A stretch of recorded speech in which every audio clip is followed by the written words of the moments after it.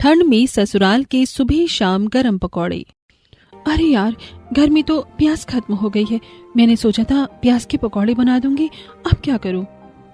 एक काम करती हूँ, थोड़ी बहुत जो सब्जियां पड़ी हैं उसी से आज मिक्स वेज पकौड़ा बना देती हूँ।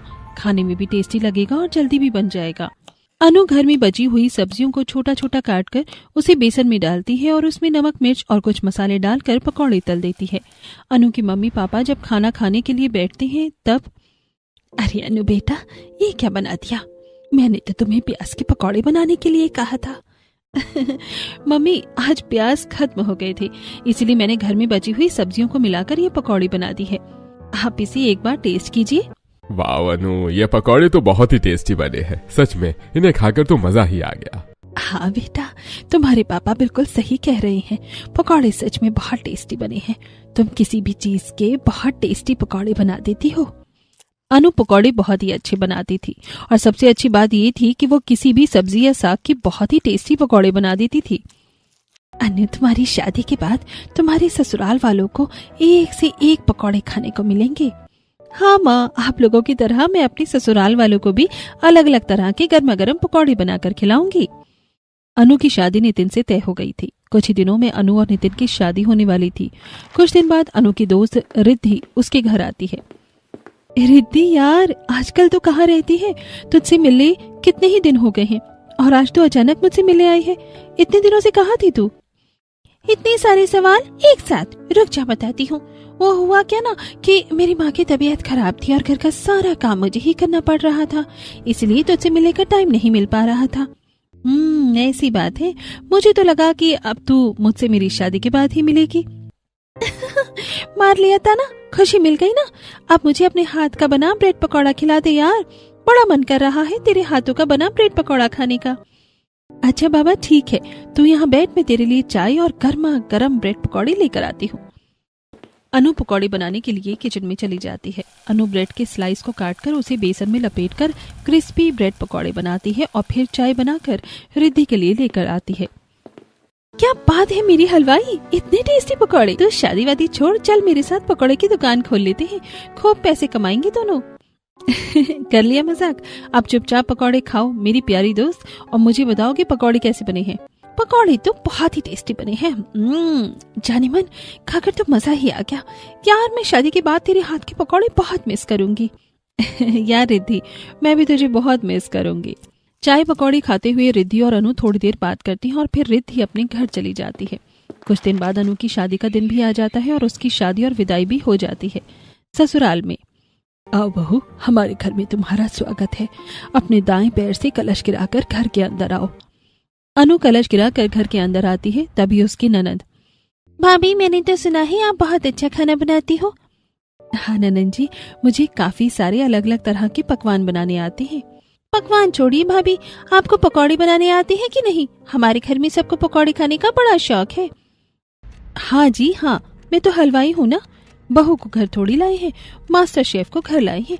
एक तो मुझे इतनी ठंड लग रही है, ऊपर से मेरी ये चटोरी ननद ये बनाना आता है वो बनाना आता है कर रही है।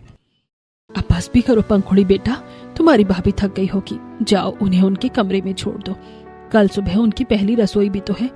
चलिए भाभी, मैं आपको छोड़ देती हूँ आपके कमरे में। अनु पंखुड़ी के साथ अपने कमरे में चली जाती है और कपड़े बदल कर बिस्तर में लेट जाती है। शादी की थकान इतनी ज्यादा थी कि नितिन के आने से पहले ही उसे नींद आ जाती है। अगली सुबह, धत तेरे की, कल रात को इतनी ज्यादा ठंड लग रही थी कि बिस्तर में पड़ते ही नींद आ गई। पता नहीं नितिन जी मेरे बारे में क्या सोच रहे होंगे। ये सारी बातें छोड़ अनु, आज तेरी पहली रसोई है। अनु फटाफट नहा धोकर किचन में आती है और अपनी पहली रसोई के लिए सभी के लिए खीर बनाती है। अरे वाह बहू, तूने खीर बनाई है। ठंड के मौसम में गर्मा गर्म खीर खाने में मजा आता है, लेकिन ठंड में अगर सुबह सुबह गर्मा गर्म पकौड़े मिल जाए तो उसकी बात ही अलग है।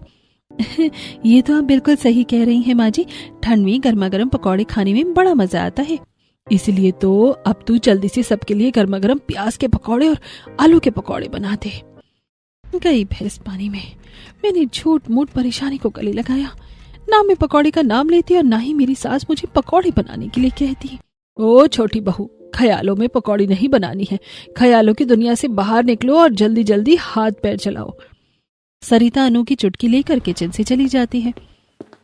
चलो अच्छा है, मेरे मायके की तरह मेरे ससुराल वालों को भी पकौड़े खाना पसंद है। इसी बहाने मुझे भी ठंड में पकौड़े खाने को मिल जाएंगे। अनु जल्दी जल्दी प्याज काटती है, आलू काटती है और बेसन का बैटर तैयार कर पहले प्याज और फिर आलू के पकौड़े तलती है। आलू के पकौड़े बनाने में थोड़ा टाइम लग रहा था, तभी ओ बहू, पेट में चूहे की जगह हाथी कूद रहे हैं। आज के दिन हमें पकौड़े खाने को मिलेंगे भी या नहीं? जल्दी जल्दी हाथ चलाओ। सास तो सास, ससुर जी भी एक नंबर के चटोरे हैं। 2 मिनट रुका नहीं जा रहा है इनसे। बस ला रही हूँ ससुर जी, थोड़ा सा इंतजार कीजिए। अनु अपने ससुराल वालों को डाइनिंग टेबल पर 6-7 प्लेट आलू और प्याज के पकौड़े लाकर देती है। चाय बस तैयार हो गई है, एक काम करती हूँ, कप में डालकर ले आती हूँ। अनु किचन में जाती है और फिर सबके लिए चाय लेकर आती है। अनु देखती है कि पकौड़े की प्लेट खाली है। सासू माँ, ये पकौड़े कहाँ गए? और कहाँ जाएंगे भाभी, हमारे पेट में गए। जाइए ना किचन से और पकौड़े लेकर आइए। हे भगवान, इन लोगों का पेट है या खेत? इन बुक्कड़ों ने 5 मिनट में 6-7 प्लेट पकौड़े चट कर दिए। अरे क्या सोच रही हैं भाभी, हम लोग खाते पीते घर से हैं, इतने से पकौड़े से हमारा क्या ही होगा। अपनी ननंद की चिकनी चुपड़ी बातें सुनकर अनु का दिमाग और खराब हो जाता है। एक तो बेचारी ने सुबह से कुछ खाया नहीं था और उसके चटोरे ससुराल वालों ने उसके लिए एक भी पकौड़ा नहीं रखा। एक बार भी किसी ने कहा तक नहीं कि पकौड़ी कैसी बनी है। भुक्कड़ों की तरह खा लिया, अभी और पकौड़ी मांग रहे हैं। अनु को लगा कि अब पकौड़े बन गए हैं, तो उसने सारे बर्तनों को बेसन में रख दिया था, जिस वजह से उसे फिर से नया बर्तन लेकर उसमें बेसन का बैटर तैयार करना पड़ता है और फिर प्याज और आलू काटने पड़ते हैं। क्या यार अनु, इतनी थोड़ी सी पकौड़े कोई बनाता है क्या? थोड़ा बढ़ा कर पकौड़े बनानी चाहिए थी ना। मैंने तो अपना सोचकर 6-7 प्लेट पकौड़े बनाए थे, लेकिन मुझे क्या पता था कि मेरे ससुराल वाले पकौड़े खाने के इतने ज्यादा शौकीन हैं। अब तो पता चल गया ना, अब से थोड़ा ज्यादा ही पकौड़े बनाना। ये जिठानी जी जितनी बातें बना रही हैं, उतना वो मेरी मदद कर देती तो अभी तक आधे पकौड़े बन जाते। काम की ना काज की, दुश्मन अनाज की। अनु पकौड़े तल रही थी कि वहीं उसकी कामचोर जेठानी नीलम बिना उसकी कोई मदद कराए किचन से चली जाती है। इस बार अनु सभी के लिए बहुत सारे पकौड़े तलती है, जिस वजह से उसका हाथ भी जलते जलते बचता है। कहाँ फंस गई हूँ मैं? इन भुक्कड़ों का तो खाना ही बंद नहीं हो रहा है। अभी तक 10-15 प्लेट पकौड़े तल कर दे चुकी हूँ। भाभी, हमारा खाना हो गया, अब आप भी आकर पकौड़े खा लीजिए। थैंक गॉड, इन भुक्कड़ों के पेट का हाथ ही शांत हुआ। मुझे तो लगा आज इनका पेट शांत ही नहीं होगा। अनु चाय गर्म करके एक प्लेट में अपने लिए भी पकौड़े निकालती और डाइनिंग टेबल पर आकर पकौड़े खाने के लिए बैठती है। पकौड़े तलते हुए मैं इतना थक गई हूँ कि अब मुझे पकौड़े खाए भी नहीं जा रहे हैं, लेकिन भूख तो लगी है। खा ले बेटा अनु, वरना बाकी काम कैसे करेगी? अनु बेटा, तुम्हारे हाथ में तो सच में बड़ा स्वाद है। आज तो पकौड़े खाने में सच में मजा ही आ गया। चलो अच्छा है मेरे ससुराल वालों को मेरे हाथ के पकौड़े पसंद आए, शायद इसीलिए वो इतने भुक्कड़ों की तरह खा रहे थे। अनु ये बात सोचकर खुश हो ही रही थी कि तभी उसकी नजर किचन की तरफ जाती है, जो पूरा गंदा हो चुका था। हे भगवान, इतने सारे पकौड़े तलने के बाद अब मुझे इतने बर्तन धोने होंगे। अरे यार, किचन भी गंदा हो चुका है, उसे भी तो घिस घिस कर साफ करना पड़ेगा। क्या मुसीबत है। अनु किचन के सारे गंदे बर्तनों को उठाकर पहले बेसिन में रखती है, फिर साबुन कपड़े से किचन के स्लैब को पोंछती है। ये दाग है या अंबुजा सीमेंट? छूटने का नाम ही नहीं ले रहा। इसे घिसते घिसते कहीं मेरे हाथ ही ना घिस जाए। अनु किचन को साफ कर ही रही थी कि तभी उसकी ननंद पंखुड़ी किचन में आती है। हाँ भाभी, ऐसे ही घिस घिस कर पूरी किचन को साफ कर दीजिए। माँ को किचन में एक भी दाग पसंद नहीं है। ननंद जी, वो तो मैं कर ही रही हूँ। जब तक मैं किचन साफ कर रही हूँ तब तक आप बर्तन धो दीजिए, इससे दोनों काम हो जाएंगे। मुझे पढ़ाई करनी है भाभी, सॉरी, मैं आपकी कोई मदद नहीं कर पाऊंगी। सिर्फ मुंह चलाने के लिए ये लड़की तेज है। एक काम बोल दिया तो बहाने लेकर चली गई है। हे भगवान, सारे काम मुझे ही करने पड़ेंगे। किचन साफ करने के बाद अनु बर्तन धोने के लिए जाती है। अनु जैसे ही पानी छूती है वैसे ही कितना ठंडा पानी है। इतने ठंडे पानी से बर्तन धोकर तो मेरे हाथ जम जाएंगे। अपनी शादी के पहले दिन इतना सारा काम कौन करता है? बर्तन धोने के बाद तो मैं सीधे रजाई में चली जाऊंगी। ठंड में कांपते हुए अनु बर्तन धोती है। बर्तन धोने में ही उसे 1 घंटा लग जाता है। बर्तन धोकर अनु इतनी थक जाती है कि वो सीधे अपने कमरे में जाकर रजाई के अंदर घुस जाती है। कितनी ज्यादा ठंड लग रही है। इतने सारे बर्तन तो मैंने अपने मायके में भी कभी नहीं धोए थे। 2 बार पकौड़े बनाने की वजह से आज सच में बहुत सारे बर्तन निकल गए। अनु को सोए 20 मिनट ही हुए होंगे कि उसकी सास उसे आवाज देती है। अनु, अरे ओ अनु बेटा, अरे सोती ही रहोगी? घर में सब्जियां खत्म हो गई हैं, सब्जी लाने के लिए बाजार जाना है।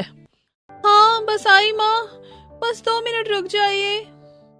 हे राम, मेरे ससुराल में मुझे 2 मिनट का चैन नहीं है। परेशान हो गई हूँ काम करके, थोड़ी देर सोने भी नहीं देते हैं। अनु जल्दी से तैयार होकर हॉल में आती है और फिर अपनी सास के साथ सब्जी लेने के लिए बाजार जाती है। हाय मोरी मैया, बाहर तो बहुत ही ज्यादा ठंड है, कहीं मैं आइसक्रीम की तरह जम ही न जाऊं। कितनी ठंडी ठंडी हवा चल रही है। क्या हुआ बहू, पैर जम गए हैं क्या? इतने धीरे धीरे क्यों चल रही हो? जल्दी चलो, बाजार दूर है। जल्दी तो चल रही हूँ माँ, लेकिन ठंड की वजह से चला नहीं जा रहा। तुम आजकल के बच्चों का मैं क्या ही करूँ, तुम लोग कुछ ज्यादा ही नाजुक हो। माँ हाँ मैं नाजुक हूँ, इसीलिए सुबह से मैं पकौड़े तल रही हूँ और आप खा रही हैं। सास बहू की खिटपिट खत्म होने से पहले ही बाजार आ जाता है। बाजार में कई तरह की सब्जी और फलों की दुकानें लगी हुई हैं। पकौड़े की दुकान में लंबी लाइन लगी हुई है। ले लो ले लो ले लो, ताजी हरी सब्जियां ले लो, सब्जी ले लो। देख बहू, पकौड़े की दुकान में कितनी लंबी लाइन लगी हुई है। सच में ठंड में पकौड़े खाने की बात ही कुछ और है। ये तो आप बिल्कुल सही कह रही हैं माँ जी। बहू लगता है ठंड बढ़ रही है, जल्दी से सब्जी लेकर घर चलते हैं। अनु और सरिता जल्दी से सब्जी खरीदती है। सरिता 3-4 किलो आलू, प्याज और अलग अलग तरह की सब्जियां लेती है और सारी थैली वो अनु को उठाने के लिए दे देती है। हे भगवान, पहले घर में इतना सारा काम करो और अब कुली की तरह इन सब्जियों के बैग उठाकर चलने में तो मेरी हालत ही खराब हो रही है। मुझसे तो चला भी नहीं जा रहा। सॉरी अनु बेटा, मैं थैले नहीं उठा पा रही हूँ। तुम्हें तो पता ही है ना मेरी कमर में कितना दर्द रहता है। सब्जी उठाकर चलूंगी तो दर्द और बढ़ जाएगा। आप माफी क्यों मांग रही हैं माँ जी? मैं आपकी बहू हूँ, मेरा तो काम ही है आपकी मदद करना। अगर मैं अब एक भी कदम चली तो मैं गिर जाऊंगी, कोई तो मुझे बचा लो। सारी सब्जियों के थैले उठाकर अनु जैसे तैसे घर आती है। उसकी बैंड बज चुकी थी। जैसे ही अनु घर पहुंचती है वैसे ही चाची चाची आप आ गई? सुबह की तरह मेरे लिए पत्ता गोभी के पकौड़े बनाना। हाँ बहू, तुम आज शाम को पत्ता गोभी के पकौड़े बनाना। माँ जी, सुबह ही तो आप लोगों ने इतना सारा तेल वाला पकौड़ी खाया था। इतना सारा तेल आपके पेट में कहाँ जाएगा? उसकी फिक्र तू मत कर, तुझसे जितना बोला है बस उतना कर।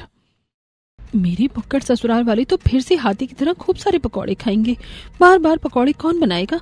एक काम करती हूँ, अभी पत्ता गोभी काट कर रख लेती हूँ। अनु ताजी ताजी पत्ता गोभी को ठंडे पानी में धोती है। ओए माँ, हाय, पानी इतना ठंडा है कि इसे छूकर लग रहा है जैसे कान से चिड़िया उड़ गई हो। अरे देवरानी जी, इतना काम क्यों रही हो? एक दिन ससुराल में काम करके हवा निकल गई और इतनी ठंड लग रही है तो हीटर के सामने बैठ जाओ। अपनी जेठानी की बात सुनकर अनु हीटर चालू करके उसके सामने बैठ जाती है और टीवी में इस प्यार को क्या नाम दो सीरियल लगा देती है। सीरियल देखते देखते अनु सारी पत्ता गोभी को काट लेती है। बहुत भूख लगी है, दोपहर में जो खाना खाया था वो तो पच गया। भाभी आप एक काम कीजिए, जल्दी से पत्ता गोभी के पकौड़े बनाना शुरू कर दीजिए।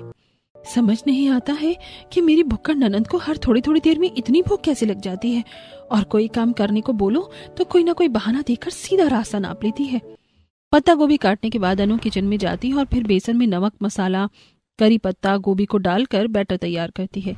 इतनी देर में तेल भी गर्म हो जाता है और वो पकौड़े तलना शुरू कर देती है। एक बार इन भुक्कड़ ससुराल वालों ने खाना शुरू किया तो ये रुकेंगे नहीं। अच्छा होगा अगर मैं पहले ही 2-3 प्लेट पकौड़े बनाकर रख दूं। अनु पकौड़े तल देती है। जब उसके ससुराल वाले खाने के लिए बैठते हैं तब अनु उन्हें पहले से तले हुए पकौड़े देती है। ये क्या ठंडे पकौड़े खिला रही हो अनु? हमें सिर्फ गर्म पकौड़े खाना ही पसंद है। अनु, तुम्हें समझ नहीं आता है क्या? हमारे घर पर सभी को गर्मा गर्म पकौड़े खाना अच्छा लगता है और इतनी ठंड में ठंडे पकौड़े कौन खाता है? जाकर फिर से पकौड़े बनाकर लेकर आओ और थोड़ा जल्दी लाना। यार अब तो हद ही हो गई है। एक तो इन लोगों के लिए इतने सारे पकौड़े तलो और ये लोग थोड़े ठंडे पकौड़े खा भी नहीं सकते हैं। नाक में दम कर रखा है इन लोगों ने। अरे देवरानी जी, आज पकौड़े खिलाओगी भी या नहीं? कितना धीरे धीरे काम करती हो। अनु जल्दी जल्दी सबके लिए पकौड़े तल कर लाती है और सभी फटाफट उसे खा लेते हैं। मामी मेरे लिए मिर्ची के पकौड़े बना दो ना, बड़ी क्रेविंग हो रही है मिर्ची के पकौड़े खाने की। अब इसको मिर्ची के पकौड़े खाने हैं। पता नहीं क्या समझ रखा है इन लोगों ने मुझे। एक के बाद एक ऑर्डर देते रहते हैं। अनु किचन में जाकर मिर्ची लेकर उसे बेसन के बैटर में डुबोती है और फिर तेल में डालकर मिर्ची के पकौड़े बनाती है। बहुत सारी मिर्च के पकौड़े बनाने की वजह से उसके हाथों में जलन होने लगती है। हाय मोरी मैया, ये हाथ तो बहुत चल रहा है, बर्दाश्त ही नहीं हो रहा। अनु फ्रिज से बर्फ निकालकर अपने हाथों में घिसती है ताकि उसे थोड़ा आराम मिले। इतनी ठंड में ठंडा ठंडा बर्फ अपने हाथ में रखने की वजह से उसे सर्दी लग जाती है। कहाँ फंस गई हूँ यार, ये लोग इतने पकौड़े खाते हैं और सजा मुझे मिलती है। हाथ में जलन होने के बाद भी वो मिर्ची के पकौड़े सभी को ले जाकर देती है और सभी मिर्ची के पकौड़े भी भुक्कड़ों की तरह खा जाते हैं। ये लोग इंसान हैं भी या नहीं? इतनी तीखी मिर्ची इतनी जल्दी कोई कैसे खा सकता है? मिर्ची के पकौड़े तो बहुत अच्छे बने हैं। हाँ बेटा खा ले, खुद बनाने पड़ेंगे तो समझ आएगा।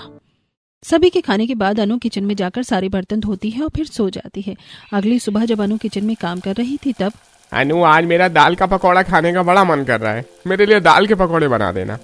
अनु, राकेश जो बोल रहा है वही बना देना, और हाँ, दाल को मिक्सी में नहीं सिलबट्टे में पीसना, इससे स्वाद ज्यादा आएगा। ही राम, इतनी ठंड में मुझे अब बार बार ठंडे पानी से सिलबट्टे में दाल पीसनी पड़ेगी। मैं तो इन लोगों के लिए सुबह शाम गर्म पकौड़े बनाकर थक गई हूँ। अनु मन मारकर सभी के लिए दाल के पकौड़े बनाती है और सभी चटकारे लेकर पकौड़े खाते हैं। सुबह से इतने सारे काम करके अनु बहुत ज्यादा थक गई थी, इसलिए वो सो जाती है। शाम को जब वो किचन में आती है तब अनु, आज मेरा ब्रेड पकौड़े खाने का बड़ा मन कर रहा है। शादी से पहले तुम्हारी दोस्त रिद्धि बता रही थी कि तुम ब्रेड पकौड़े बहुत टेस्टी बनाती हो, लेकिन माँ जी घर में तो ब्रेड है ही नहीं, तो बाहर जाकर ले आओ। शाम ढल चुकी थी और अंधेरा हो गया था। कोहरे की वजह से कुछ भी साफ दिखाई नहीं दे रहा था। कई सारी दुकानें बंद हो गई थी, इसलिए अनु को कहीं ब्रेड नहीं मिल रहा था। वो ब्रेड लेने के लिए थोड़ी दूर जाती है तो कुछ लोग उसके पीछे पड़ जाते हैं जो आग जलाकर हाथ सेक रहे थे। अपने सारे पैसे और गहने दो। मेरे पास कोई पैसे नहीं है, मुझे छोड़ दो। अगर पैसे नहीं दोगे तो हम तुम्हें मार देंगे यहीं पे। अच्छा हुआ आप आ गए, ये लोग मुझे परेशान कर रहे थे। चोर जैसे ही पीछे मुड़ते हैं अनु वहाँ से भाग जाती है और भागते हुए घर आ जाती है। अनु, क्या हुआ तुम्हें? मेरे पीछे चोर पड़ गए थे, कितनी मुश्किल से मैंने अपनी जान बचाई है। जो हो गया सो हो गया, अब जाओ जाकर पकौड़े बनाओ। अनु बहुत डरी हुई थी, लेकिन उसके ससुराल वालों को इससे कोई मतलब नहीं था। ये सब होने के बाद भी वो अनु को पकौड़े बनाने के लिए भेज देते हैं। अनु सभी को ब्रेड पकौड़े बनाकर खिलाती है। अच्छा हुआ मैं बच गई, कहीं कुछ हो जाता तो। उस हादसे की वजह से अनु बहुत डर गई थी, इसीलिए वो बार बार रोई जा रही थी। बर्तन धोने के बाद वो रात में रोते रोते सो जाती है। सुबह भी जब उसकी नींद खुलती है तो रिद्धि का कॉल आता है। क्या अनु शादी के बाद अपनी सहेली को भूल गई? और यार कैसी है तू? मैं तो ठीक हूँ। तू झूठ कब से बोलने लगी है? कुछ तो हुआ है तेरे साथ, बता क्या हुआ, क्या बात है? अनु रिद्धि को रोते हुए सारी बात बताती है। रिद्धि को भी अनु के ससुराल वालों के ऊपर काफी गुस्सा आता है, इसीलिए अनु, तेरे ससुराल वालों का अब बहुत हो रहा है। सुबह शाम गर्मा गर्म पकौड़े खाने के अलावा उन्हें और कुछ दिखाई नहीं देता है क्या? अब तुझे उन्हें लाइन पर लाना पड़ेगा। मैं भी वही सोच रही हूँ, लेकिन समझ ही नहीं आ रहा कि ऐसा क्या करूँ कि मेरे ससुराल वाले सुधर जाए। मैं हूं ना, मैं बताती हूँ तुझे क्या करना है। रिद्धि अनु को एक बहुत ही अच्छा आइडिया बताती है और फोन रख देती है। अनु के ससुराल में सुबह शाम गर्मा गर्म पकौड़े खाने का सिलसिला चलता रहता है। कुछ दिन ऐसे ही बीतते हैं। फिर एक दिन शाम को माँ जी, ससुर जी कह रहे थे कि आज उन्हें पनीर के पकौड़े खाने हैं, लेकिन घर में तो पनीर है ही नहीं। अरे तो क्या हो गया, एक काम करो, चौराहे में जो पनीर की दुकान है वहां जाओ और पनीर खरीद कर ले आओ। अनु सास के कहने पर पनीर खरीदने के लिए चली जाती है। अनु को पनीर लाने गए काफी समय हो गया था, लेकिन वो अभी तक घर नहीं लौटी थी। पता नहीं अनु बेटा को चौराहे से पनीर लाने में इतना टाइम क्यों लग रहा है। 2 घंटे से ऊपर हो गया है, इतना टाइम थोड़ी नहीं लगता है पनीर लाने में। कहीं उसे कुछ हो तो नहीं गया। अरे कुछ नहीं होगा माँ जी, आपकी बहू बच्ची थोड़ी है, बस आती ही होगी। अब काफी लेट हो गया था, लेकिन फिर भी अनु घर नहीं आती है। सारे घर वाले परेशान थे कि अनु घर नहीं लौटी है। नितिन जो कुछ दिनों से काम के सिलसिले से शहर से बाहर गया हुआ था, वो भी घर आ जाता है। क्या हुआ माँ, बड़ी परेशान लग रही हो? अरे क्या बताऊं बेटा, अनु पनीर लेने गई थी लेकिन अभी तक आई ही नहीं है। कितनी रात हो गई है। ये क्या बोल रही हो माँ, इतनी रात को कोई अपनी बहू को बाहर सामान लेने के लिए भेजता है क्या? वैसे भी आपको पता नहीं है बाहर कितना अंधेरा है और कोहरे की वजह से कुछ भी ठीक से नहीं दिख रहा है। अरे बेटा, मैंने उसे ज्यादा दूर नहीं भेजा था, बस पास के चौराहे में भेजा था। पता नहीं वो कहाँ चली गई। पहले की तरह कहीं इस बार भी चोरों ने तो नहीं पकड़ लिया चाची जी को? क्या अनु के पीछे चोर पड़ गए थे? आप लोगों ने मुझे बताया क्यों नहीं? तू दूसरे शहर में काम कर रहा था ना, कहीं तू परेशान ना हो जाए, इसलिए हमने नहीं बताया। अनु के साथ इतनी बड़ी बात हो गई और आपको मेरे परेशान होने की चिंता है। अरे नितिन, यहाँ बात करने में टाइम वेस्ट करने से अच्छा है हम जाकर बाहर अनु को ढूंढते हैं। आप सही कह रहे हैं भैया, चलिए चलकर अनु को ढूंढते हैं। नितिन, राकेश और प्रमोद तीनों अनु को ढूंढने के लिए अलग अलग जगह पर जाते हैं, लेकिन उन्हें अनु कहीं भी नहीं मिलती है। कहीं इन चटोरे ससुराल वालों के पकौड़े खाने के लालच की वजह से अनु सच में तो किसी मुसीबत में नहीं फंस गई? ये जानने के लिए हमें कहानी में आगे जाना होगा। घर पर दादी दादी बड़ी भूख लग रही है, जल्दी से पकौड़ी बना के खिलाओ ना। नीलम, पंखुड़ी, पता नहीं अनु कब मिलेगी। एक काम करो, किचन में जाकर सबके लिए पकौड़े बनाओ। माँ, मेरे कल कॉलेज में टेस्ट है, मुझे बहुत पढ़ाई करनी है, मैं पकौड़े नहीं बना सकती। माँ जी, मैं अकेले सबके लिए पकौड़े नहीं बनाऊंगी। अगर पंखुड़ी मेरी मदद नहीं कर रही है तो आप मेरी मदद कीजिए। विहान जोर जोर से रो रहा था, इसीलिए सरिता को नीलम की हेल्प करने के लिए किचन में जाना पड़ता है। सरिता प्याज काटती है तो वहीं नीलम कढ़ाई में तेल गरम करती है और फिर आलू, कद्दू, टमाटर काटना शुरू करती है। हाय राम, सब्जी काटते हुए तो मेरे हाथ अकड़ गए हैं। एक तो ठंड में मुझसे किचन का काम नहीं किया जा रहा और अभी इतने सारे काम बाकी हैं। बस इतने में हो गया नीलम बहू। अनु तो रोज इतना सारा काम करती है और शिकायत भी नहीं करती है। शिकायत नहीं करती इसलिए तो गायब है। मुझे तो लग रहा है उसे किसी चोर ने पकड़ लिया है। अरे शक्ल अच्छी नहीं है तो कम से कम बात तो अच्छी कर लिया कर। नीलम और सरिता मिलकर बहुत सारे पकौड़े तलती हैं और सभी अपनी आदत से मजबूर पकौड़े खा जाते हैं। नीलम और सरिता के खाने के लिए कुछ भी नहीं बचता है। इतनी ठंड में खड़े होकर हम इतने पकौड़े बना रहे हैं और हमारे खाने के लिए कुछ नहीं बचा। अनु के साथ भी तो हमेशा ऐसा ही होता है। हम लोग भुक्कड़ों की तरह सारे पकौड़े खा जाते हैं और बेचारी के लिए कुछ नहीं बचता है। सरिता को अब धीरे धीरे समझ आ रहा था कि उन लोगों ने अनु के साथ कितना गलत किया है। सभी लोगों ने पकौड़े खा लिए थे और अब बर्तन धोने की बारी थी। नीलम, काफी सारे बर्तन निकल गए हैं, एक काम कर, पूरे किचन को साफ कर दे और फिर बर्तन धो ले। माँ जी, मायरा ने मुझे कहा था कि कल उसके स्कूल में प्रोजेक्ट जमा होना है। उसकी प्रोजेक्ट अभी पूरी नहीं हुई है, मुझे जाकर प्रोजेक्ट बनाने में उसकी मदद करनी पड़ेगी। इस तरह नीलम बहाना देकर किचन से भाग जाती है। अब बेचारी सरिता को अकेले ही बर्तन धोने थे। किचन तो हद से ज्यादा गंदा हो गया है और पकौड़े बनाने में इतने सारे बर्तन निकल गए हैं। इतनी ठंड में काम करने में तो मेरी बूढ़ी हड्डियों की बैंड बच जाएगी। सरिता खुद से बातें करते हुए पहले पूरा किचन साफ करती है और फिर बर्तन धोती है। जैसे ही वो पानी को हाथ लगाती है वैसे ही पानी कितना ज्यादा ठंडा है। इतने ठंडे पानी से मैं बर्तन नहीं धो पाऊंगी। मेरे हाथ तो अभी सुन्न पड़ चुके हैं, लेकिन रात में झूठे बर्तनों को किचन में छोड़ भी नहीं सकती हूँ।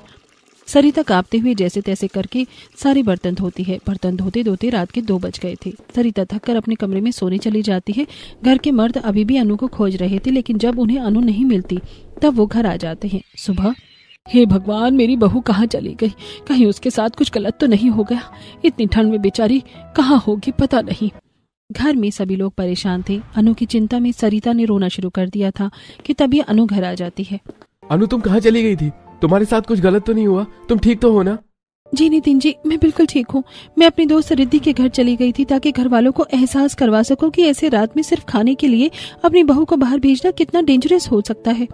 ये कैसी बातें कर रही हो अनु बेटा? ऐसा कोई करता है क्या? तुम्हें पता नहीं हम कितना परेशान हो गए थे। माँ जी, मैंने आप लोगों को उस दिन बताया था कि जब मैं ब्रेड लेने के लिए बाहर गई थी तो कैसे चोर मेरी जान के पीछे पड़ गए थे, लेकिन आप लोगों ने मेरी बात को सीरियस नहीं लिया और कल रात फिर से मुझे पनीर लाने के लिए बाहर भेज दिया। आप लोगों को सिर्फ सुबह शाम गर्म पकौड़े खाने से मतलब है। तुम सही कह रही हो अनु, हम लोग बहुत मतलबी हो गए थे। हम लोग सिर्फ पकौड़े खाने के बारे में सोचते थे, लेकिन एक बार भी हमने तुम्हारे बारे में नहीं सोचा। मुझे माफ कर दो।